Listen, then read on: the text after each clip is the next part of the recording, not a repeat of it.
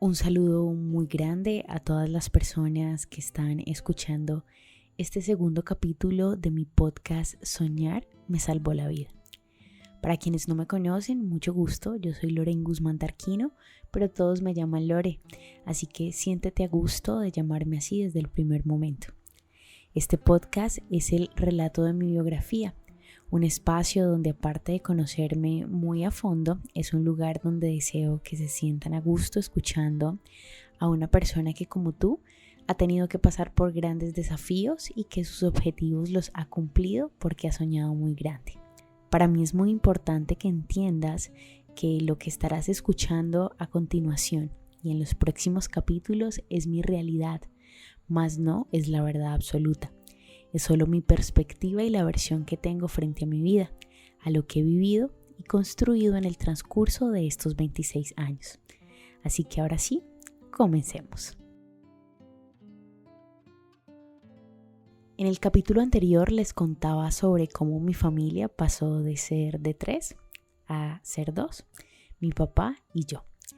En su momento no entendía nada porque si me preguntan no recuerdo nada al respecto. Los recuerdos que tengo de mi mamá son muy fugaces y si tengo en mi memoria 2 o 3 son muchos. Mi papá y yo en aquel entonces vivíamos en el barrio Brisas de los Andes al norte de Cali.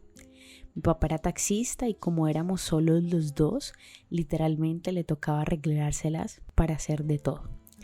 Aquí quiero que te pongas a pensar en la sociedad de ese tiempo, inicios de los 2000 y en la actualidad.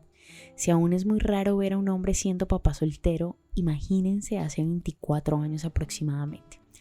Sé que no fue nada fácil y aunque aún no soy mamá y no puedo entender al 100% la situación, tengo en mi mente grabado un recuerdo de mi papá en la cocina de la casa de mi abuela, arrodillado, con las manos en la cabeza, llorando desconsolado, y mi abuela tratándolo de calmar. Ahora entiendo mucho más su situación. Qué duro es sentirse solo, sentirse abandonado. Qué duro tener una responsabilidad tan grande como lo es criar a una persona y peor aún siendo mujer. Creo que esto fue un punto de quiebre para él y hasta para mí, porque aunque en su momento no entendiera lo que pasaba, fue el inicio de ser la diferente en todo. En este capítulo de mi vida fui rodeada de personas maravillosas que aún las recuerdo con mucho cariño.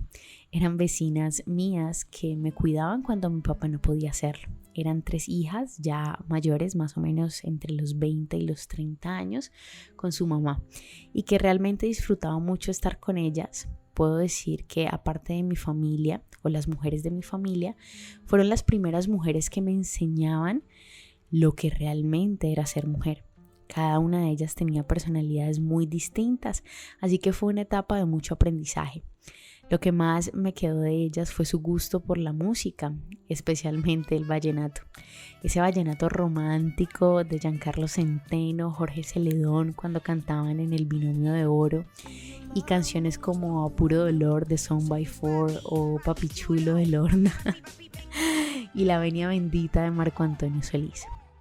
La música siempre ha sido parte de mí y hoy agradezco que tanta diversidad de géneros hayan llegado a mí.